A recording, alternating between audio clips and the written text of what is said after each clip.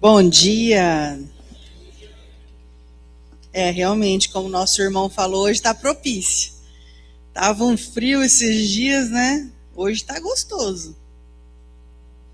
Cheguei na casa aqui, encontro um monte de sorrisos amigos, sorrisos que às vezes a gente sabe o nome, às vezes a gente não sabe, mas a gente é muito bem recebido nessa casa. Espero que todos sintam dessa maneira que eu senti também.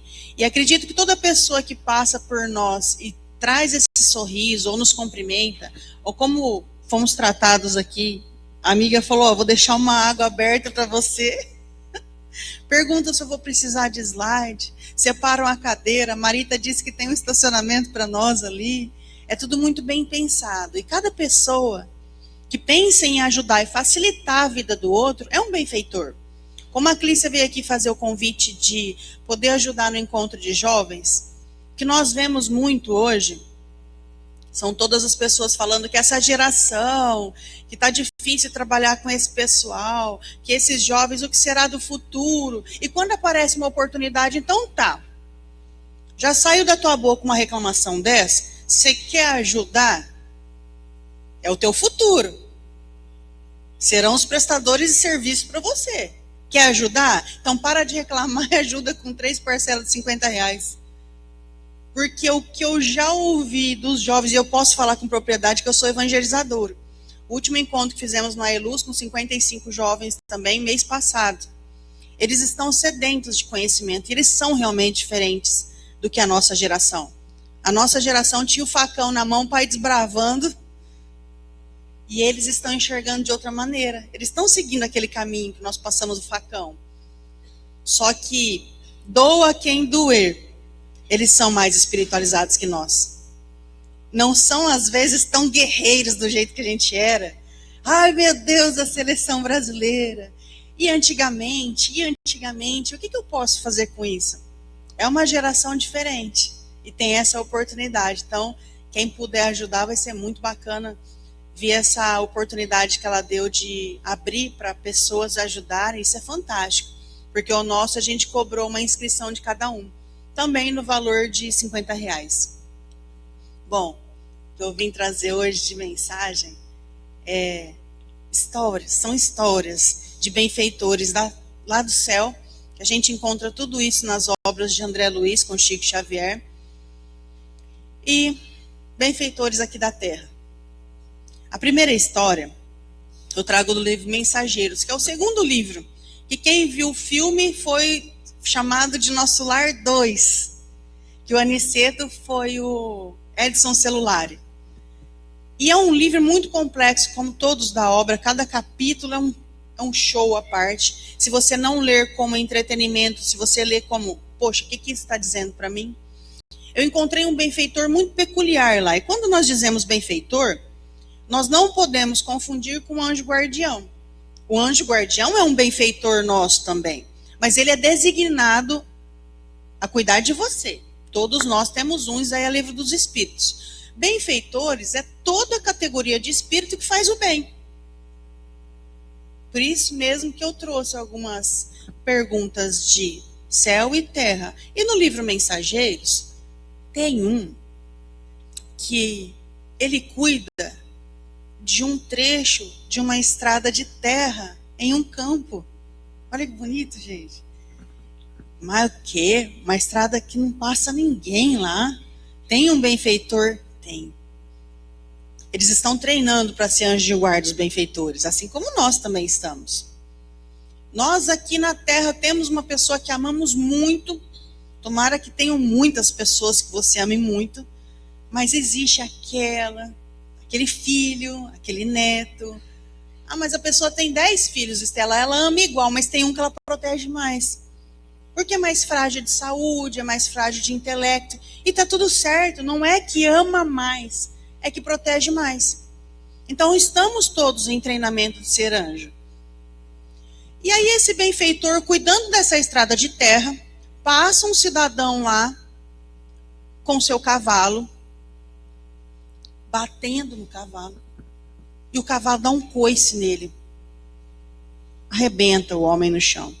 Nesse momento, vem o responsável pelo homem. Eu falo, mas acabou de sair da programação. Agora ele vai pegar meses de internação com esse coice. E aí ele chama o responsável. Que responsável é esse? O da estrada. Onde você estava, que você não viu, que o animal bateu no meu tutelado. E não estava escrito em lugar nenhum que o momento da sua vida, você vai ficar 3 meses internado porque você levou um coice. E ele foi tirar satisfação. Aí o benfeitor da estradinha, como todo benfeitor acredito que deva ser, humilde. Nossa, senhor, você me desculpa.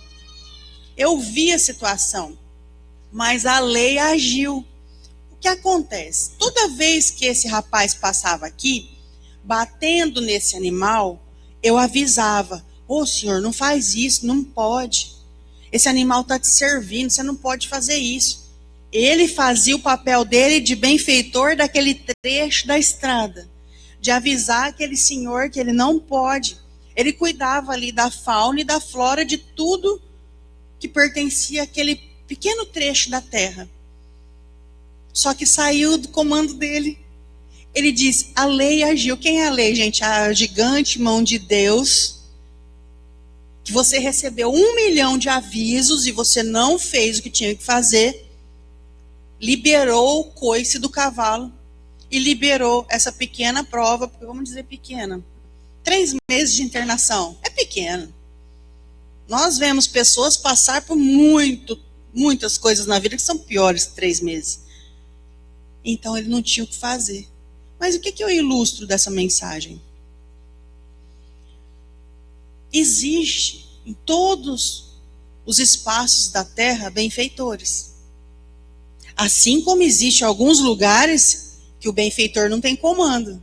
Ah, mas o bem não é mais forte que o mal? É, mas você tem o livre-arbítrio para escolher lugares, livre-arbítrio, para escolher lugares que você sabe que pertencem ao bem ou ao mal. Por exemplo, no livro Missionários da Luz, eles entram, André Luiz é o espírito que escreve tudo isso para nós, ele tem dúvidas como nós. Eles entram em um lugar que está tendo uma arruaça lá. E ele vai buscar uma moça, que ela está pensando, ela não está cuidando da própria gravidez. E ele entra com o benfeitor do livro, que é o Alexandre. E quando eu falo benfeitor do livro, é que ele fez coisas ali igual um X-Men.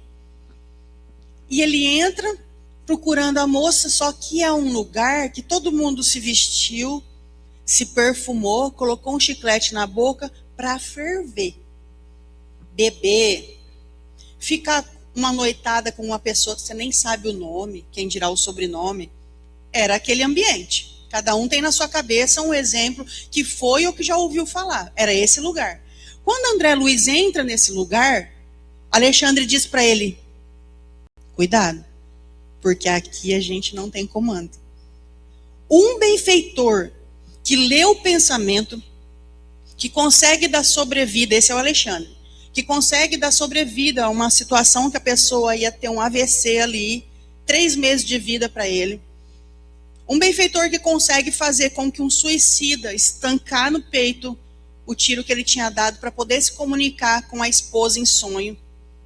Um benfeitor que quando ele chega no frigorífico, que tem alguns espíritos vampiros que pegam aquela alma do suicida para sugar, ele espanta todos os malfeitores, ele entra dentro desse lugar e fala, aqui eu não tenho poder. E muitas vezes nós escolhemos ir nesse lugar, que o seu anjo de guarda fica para fora. E aí é bom a gente saber que então existe a proteção, cada um imagina um anjo como queira, né? Com aquela asa aberta, não tem problema. Mas tem lugar que ele é barrado. E você escolhe estar lá. Isso é descrito nesse livro, Missionários da Luz. E aí, trazendo então a possibilidade de você ser um benfeitor na Terra, você cuida de algum espaço na sua vida? Porque nós descobrimos que tem um benfeitor que cuida de uma estradinha em um campo. Qual espaço você cuida? Ah, Estela, eu cuido da minha casa, né? Lá é bem cuidado. É o mínimo. Meu carro, meu quintal, isso é o mínimo. E o cuidar não é só a limpeza, porque isso é a primeira coisa que na matéria vem em nossa mente? A limpeza, a organização. O cuidar é aquela delicadeza de você enxergar uma planta morrendo. É uma delicadeza isso. Esses dias, gente, eu vi um louva-a-Deus armando um golpe para minha cachorra. E a cena foi tão... Duas criaturas inocentes ali, num combate. A minha cachorrinha querendo brincar e o louva-a-Deus armado. Achei a coisa mais linda. Não deu tempo de tirar foto. Se eu fosse buscar o celular, eu não salvava o louva-a-Deus, né? Porque ela, qualquer ataque dela, esmagava o louva-a-Deus. Salvei ele, coloquei na árvore. E ele também, quando eu fui colocar a folha para ele subir, ele atacou a folha, né? Porque louva-a-Deus é danado.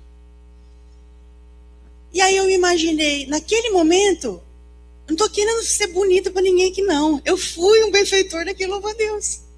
E ele passou um tempo morando ali, porque eles ficam em um lugar esperando presos. Então a gente de vez em quando ia lá e observava ele. Essas sutilezas que a natureza nos apresenta é para ver a nossa capacidade de ser benfeitor. Esses dias, gente, eu entrei com um impasse danado na minha vida. Eu não tenho um jardim grande, eu tenho um espaço pequeno lá. E começou a brotar centopeia. Que inferno, gente. Não é um trem bonito. Não gera ternura dentro de mim, uma centopeia vermelha. Chega desse tamanho, assim, tamanho de um dedo. E aí eu falei assim, cara, matar não dá, porque já é um negócio que dá até se matar, pisar. Eu começava a varrer, e aí eu ficava na dúvida, eu jogo no lixo, que elas morrem, né, ficar sem alimentar, ou eu jogo no jardim de novo. Tinha umas que eu varria, eu jogava de novo no jardim, tinha outras que eu jogava no lixo. Aí o meu marido chegou com uma informação que eu soube o que fazer. Aí eu falei, você sabia que esses bichos aí é alimento de escorpião? Passei a jogar tudo no lixo. Aí eu falei, meu Deus, mas e aí, você deixou de ser benfeitora da centopeia? Eu falei, não. Aí você escolheu. Entre a segurança do meu lar, de ter alimento de escorpião e salvar a vida da centopeia, eu vou colocar no lixo. Mas quando a gente tiver a oportunidade de salvar os espaços, a gente tem que salvar, mesmo que não seja seu. Eu achava bonito que a minha mãe, hoje minha mãe não anda mais, mas antes, quando ela andava pelo bairro, um dia eu vi ela encher 2 garrafas PET e sair com aquilo de água. Encheu de água 2 garrafas PET e foi. Mãe, onde você vai com isso? Ai, é que eu passo numa casa ali que tem um pé de pitanga, pequeno assim, mas tá seco, Estela, mas tá seco. E aí eu falei assim, então eu vou com a senhora, né? Vamos ver lá esse... Gente, não era perto de casa, era longe. E ela foi com essas 2 garrafas PET e agou, e ainda agou assim, meio que escondido, parecendo que estava fazendo uma coisa errada. Porque você já pensou, a dona da casa sai e falou, o que a senhora está mexendo aí? E ela derrubando 2 garrafas PET de água naquela planta. Esses detalhes eu aprendi muito com a minha mãe. Minha mãe salvava caramujo. Eu lembro, gente, que um dia ela... mas isso dá doença, mas o caramujo apareceu em casa. E ela começou a dar repolho, dar alface para esse caramujo. E eu tinha a impressão que o caramujo entendia ela. Porque quando ela chegava, ele levantava assim, olhava. E colocava o alface. Aí um dia, eu falei, não, mãe, não tem jeito. Porque ao lado do caramujo começou a aparecer caramujinhos. Eu falei, mãe, vai ter que levar esse trem embora. Porque matar de jeito nenhum para minha mãe. Pega o caramujo, leva o caramujo num terreno baldio, ainda que não tivesse ser humano. Eu lembro que eu fui levar lá perto da Cidade das Crianças. E eu moro ali na Boa Vista. Pega o trajeto, caramujo dentro da caixa, com um alfacezinho, porque ele levou lanche, né?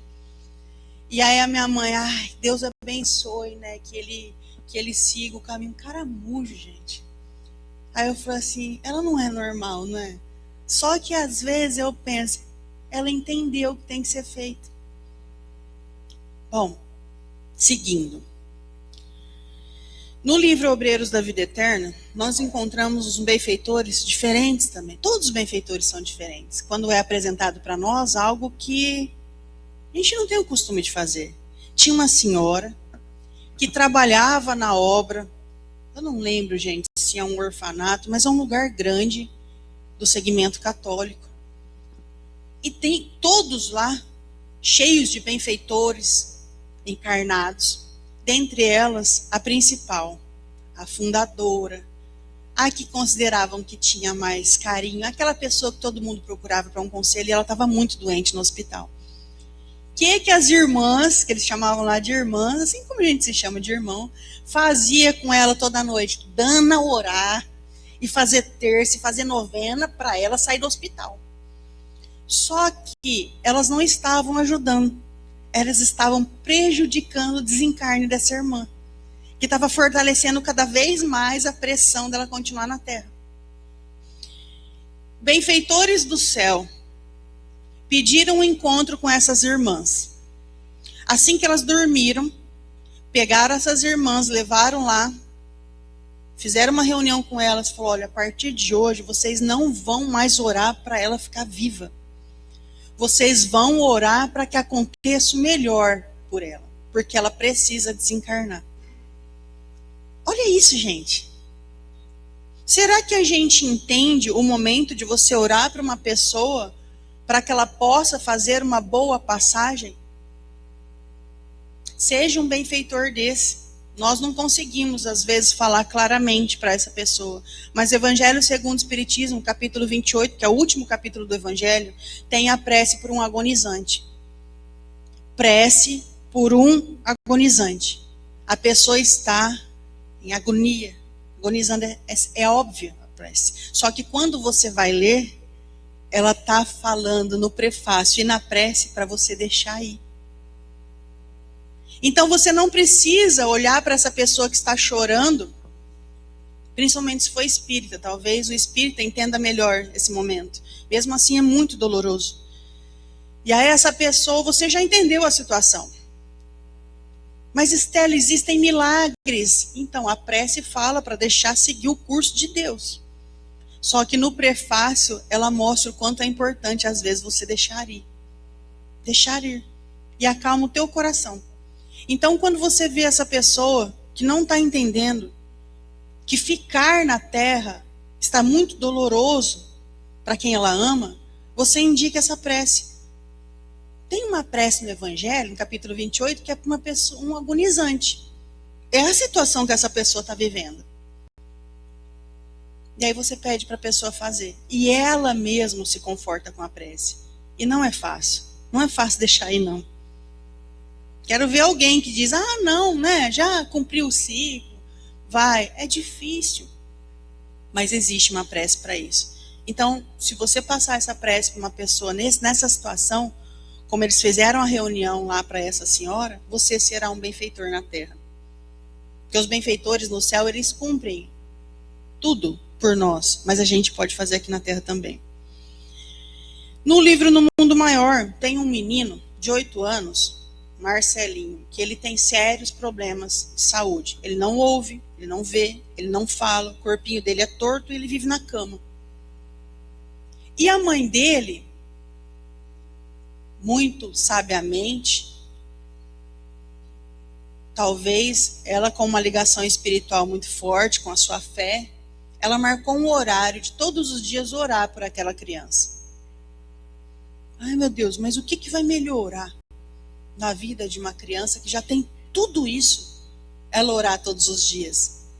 Quando André Luiz, que em outras encarnações ele foi médico, chegou e viu a condição daquele menino, ele não só viu a condição física, mas como a condição espiritual, ele disse para o espírito que estava ao lado dele: nossa, mas esse menino, com tudo que ele tem, ele está bem.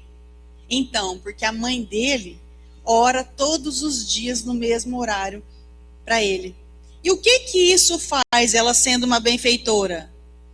Todos os dias, no mesmo horário, ela recebia uma equipe médica espiritual que cuidava para que esse menino não piorasse o quadro. E o que é piorar numa situação dessa? Dores,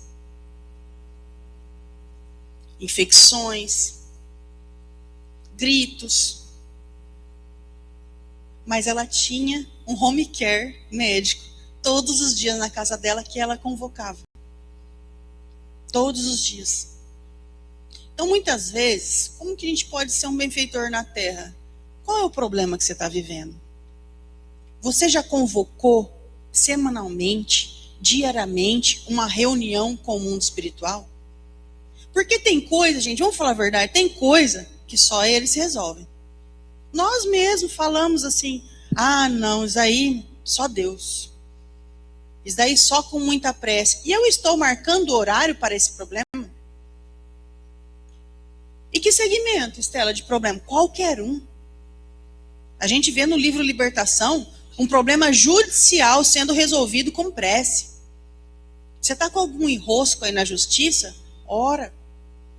Quantas vezes você já reclamou do advogado, do juiz, do processo? É semelhante ao tanto que você já orou? Não é não. Na verdade, eu já reclamei mais do que eu orei. O caminho está entregue, é livre-arbítrio. Está entregue.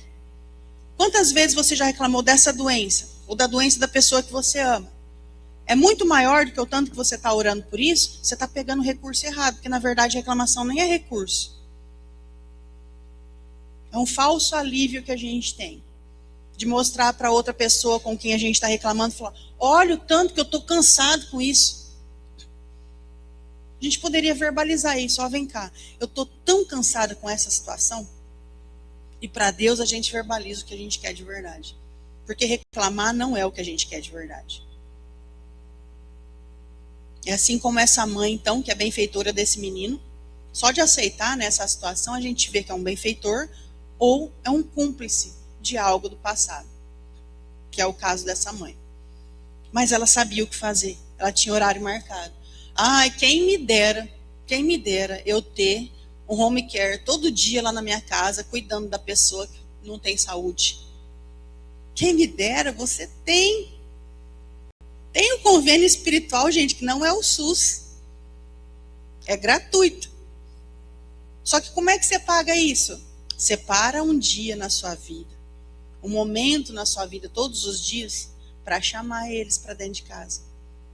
Mas nós separamos tempo e às vezes é mais trabalhoso, que é pega o celular, vê com quem que eu vou falar, escolhe, manda um texto ou um áudio. E essa pessoa sabe o que vai conseguir fazer com a sua vida? Nada. A não ser que você escolha essa pessoa bem escolhida, ela vai fazer uma prece por você. Mas quando você tem um problema com a sogra, com o cunhado, você não quer alguém que está te ajudando a sair disso. Você quer um aliado para a guerra. E aí essa pessoa realmente não vai te ajudar. E é isso que nós fazemos. E a prece é um caminho muito mais fácil e leve de ser feito. E aí, no livro Entre a Terra e o Céu, a gente tem, nossa, gente, esses benfeitores aqui, eu já passei para um monte de gente ler esse trecho, se eu não me engano, pode ser que eu esteja errado, é o capítulo 10 ou 11 do livro Entre a Terra e o Céu. Uma mãe, ela tem 5 filhos, mas ela perde um. Por coração de mãe, a gente sabe que não é igual perder uma cadeira do jogo da nossa mesa. É uma criança. É um amor antigo, enfim, é algo que não dá para mensurar. E aí ela, muito triste com aquele que partiu, sai uma excursão todas as noites, que pega ela em um ônibus, leva lá no mundo espiritual, para ela passar a noite com seu filho desencarnado.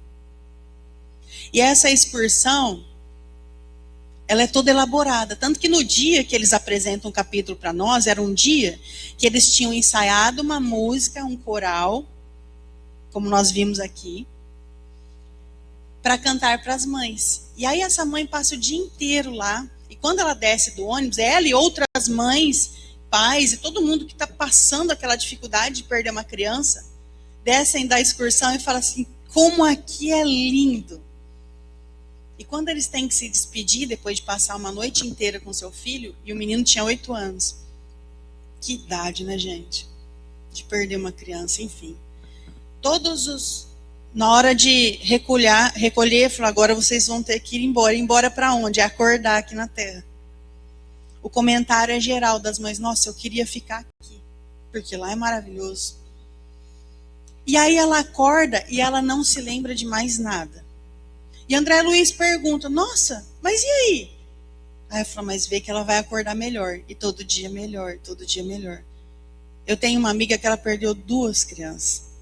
Se eu não me engano é 11 ou 12 anos, ou 10 e 12, né, Luciana, a Fabi. Eles morreram aqui na represa de São José do Rio Preto. Talvez vocês até conhecem. Um se afogou, o outro foi buscar e morreu junto. Como uma mãe iria suportar isso se ela não tivesse a oportunidade de se encontrar no mundo espiritual com essa criança? É insuportável. Graças a Deus existe esse recurso. Existe uma preparação. Como a gente viu a Clícia falar aqui do encontro de jovens, como eu fiz também, gente, você pensa em tudo. Quantidade de papel higiênico, copinho, é o de menos. A gente pensa onde eles vão sentar, como eles vão fazer, não pode ficar parado, não pode ficar perto da janela, não pode.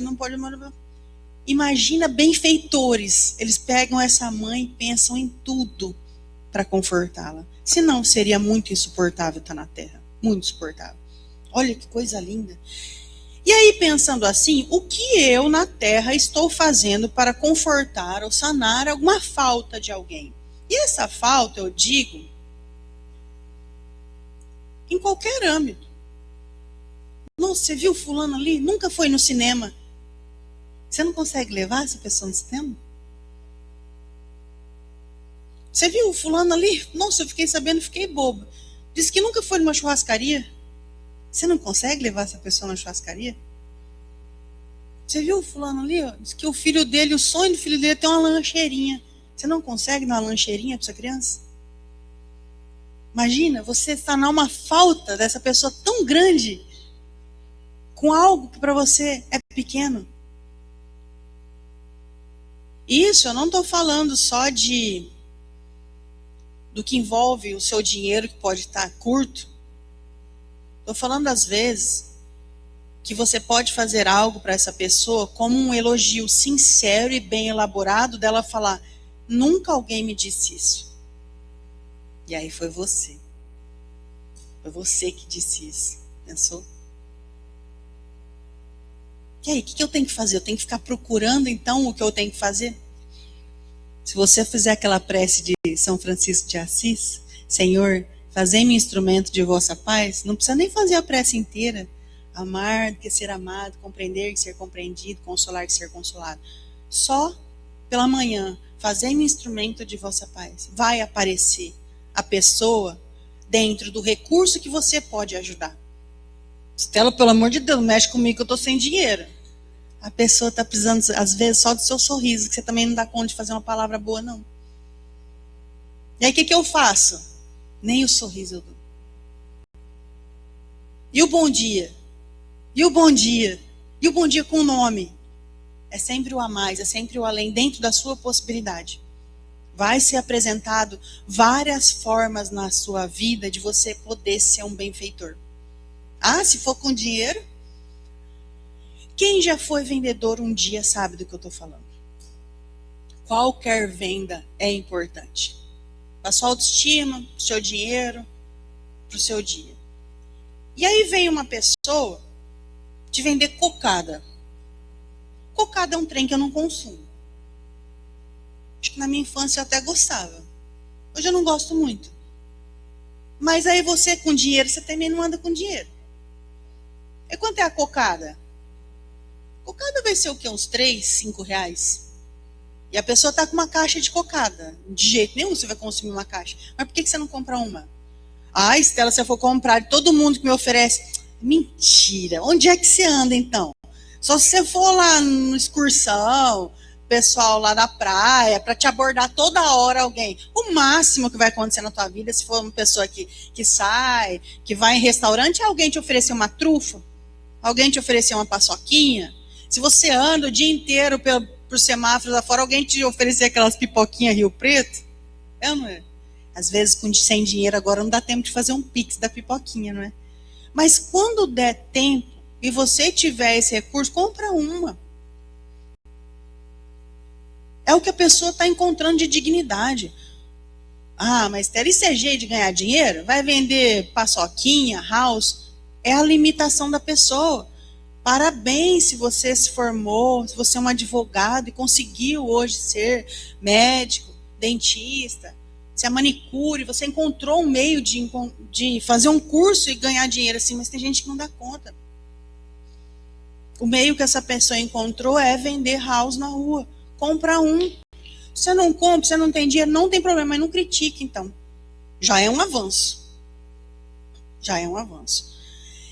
E aí, no livro Libertação, tem um momento, o livro Libertação inteiro é uma moça que está sofrendo um processo de obsessão muito severo. Ela não consegue sair da cama, porque os obsessores ali, eles fazem turno. Eu estou aqui, e o turno deles é o seguinte, gente, eles ficam com as mãos assim como se fosse um passe, mandando um monte de mensagem ruim para essa pessoa. Você não presta, você não vai levantar dessa cama, você não vale nada, você isso, você aquilo. Ela não consegue. Não era só depressão, é físico, ela não conseguia andar. E o médico não conseguia tirar ela desse momento. Por quê? Porque o chefe da quadrilha, o chefe tinha um problema com o pai dela. O pai dela condenou injustamente aqui na Terra.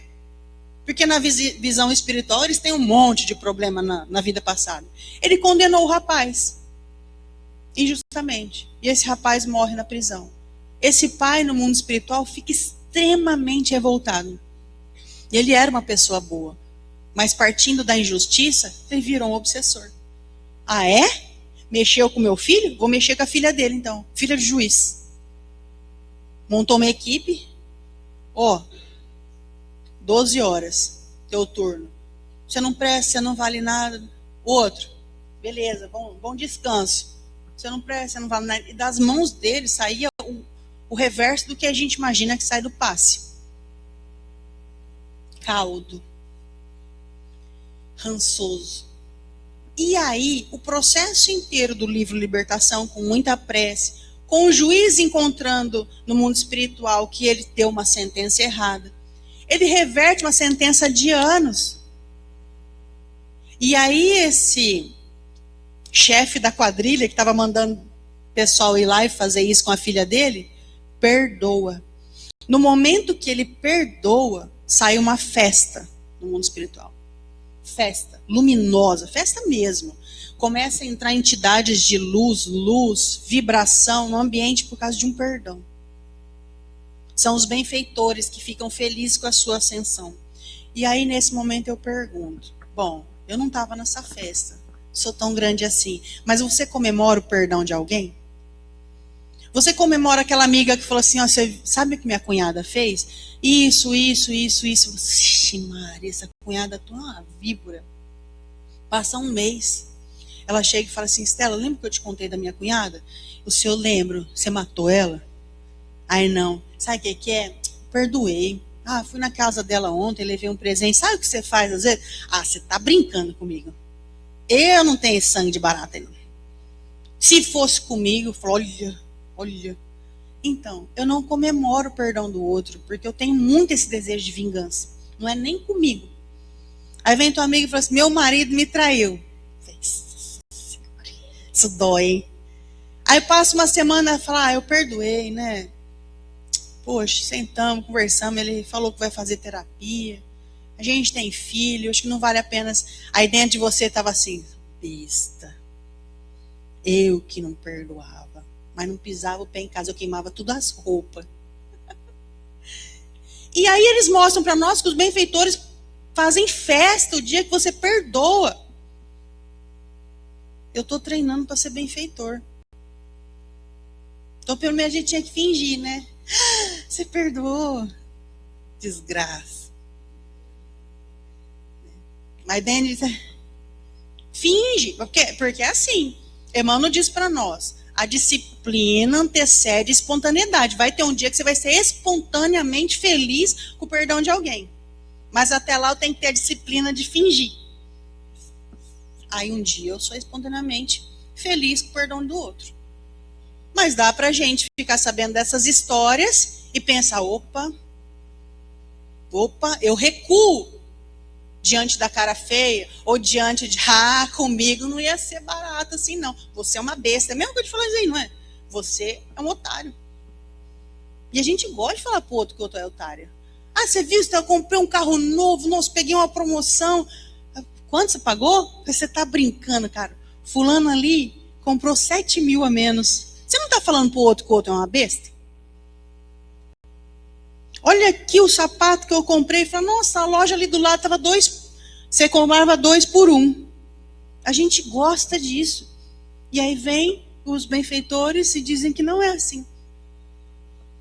Estamos nesse treino, né? Tem mais um monte de casa aqui, mas a hora já está passando.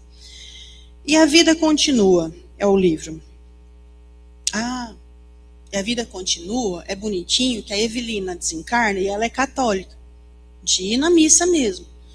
E aí ela chega lá no mundo espiritual, um hospital maravilhoso, limpo, as camas tudo flutuando. A gente espírita, você já tinha desconfiado, você tinha moído. Mas a Evelina é católica.